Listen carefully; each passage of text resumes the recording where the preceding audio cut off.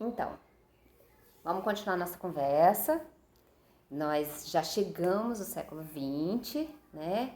E aí é legal a gente pensar um pouquinho o panorama, né, do século XX, principalmente na Europa.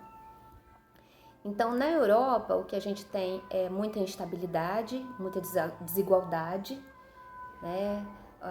Instabilidade financeira, né? Social, muita desigualdade social também.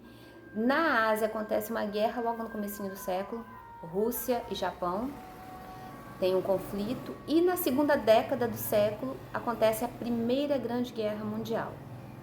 Após essa Primeira Grande Guerra, alguns impérios na Europa se dissolvem. Por exemplo, o alemão, o austro-húngaro, o turco-otomano e o russo também se desintegram nesta época, né? E aí há uma nova configuração de territórios dentro da Europa e fora da Europa, porque também tem as colônias que são ligadas à Europa. Então, muita turbulência. É claro que isso se reflete na produção artística, no fazer artístico, na subjetividade dos artistas. É muita instabilidade, né? Certamente muita angústia também. E isso aparece na arte como um todo. O que a gente percebe nas artes, de um modo geral, é que há uma multiplicação de linguagens, né? Não há, como eu disse, isso já vem do século XIX, não há um caminho só a ser seguido. No começo do século, por exemplo, o pós-impressionismo, o expressionismo, a música que se refaz e busca novos caminhos. Então, essa diversidade é comum. Artes plásticas, literatura, música, né? E para o nosso interesse aqui, é legal a gente considerar aqueles três grandes nomes do começo do século, que é o Schoenberg, Stravinsky e o Debussy. Então, esses caras são os que reformulam a harmonia, a rítmica e a forma, né? E aí, o interessante da gente pensar nisso, como que o sujeito está envolvido nesse processo, né? Por exemplo, o nosso texto diz que o Schoenberg, né, nesse processo de abandonar a tonalidade e explorar o campo, né, essa vivência da falta de tom, não foi uma coisa muito simples. É como se houvesse realmente uma angústia dentro dele, nesse processo de romper com o passado e propor uma coisa nova, né? Experimentar uma coisa nova. Então, isso começa realmente a acontecer, né, com Schoenberg, Stravinsky e Debussy, cada um dando a sua contribuição e as contribuições se mesclando e formando uma nova música. Uma coisa interessante para a gente destacar nesse período, que é o período da atonalidade, da experimentação, da quebra de paradigmas, é que há uma dificuldade em se produzir uma música que seja estritamente instrumental.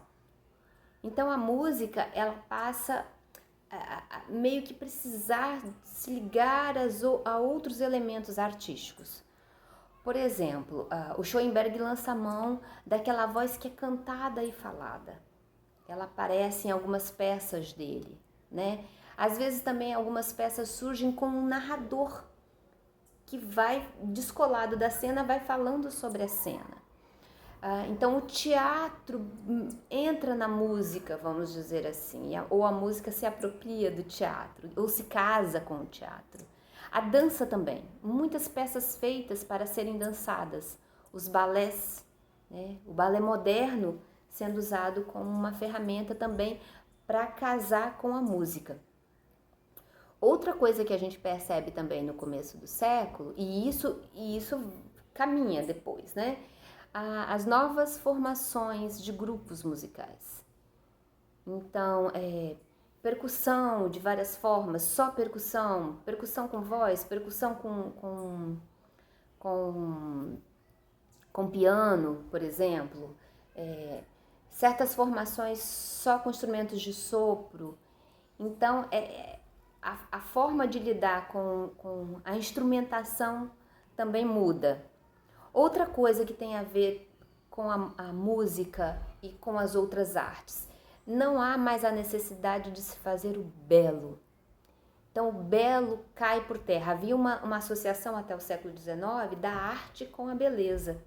E isso vai se dissolvendo no final do século XIX e no século XX a beleza já não é mais necessária. A arte diz muito de um processo do sujeito, né? Do que ele sente, do que ele experimenta. Diz também do processo social, né? Das angústias da sociedade. Às vezes a arte é feita mesmo para incomodar e a música vem por aí também. Não é para agradar, é para se fazer expressar. Então, eu acho que isso que é o interessante da gente pensar dessas primeiras décadas. Nada acontece estanque, né? Quando eu estou falando agora de Stravinsky, Debussy e Schoenberg, não significa que outras coisas estejam acontecendo, né? Na Europa e em outros lugares do mundo.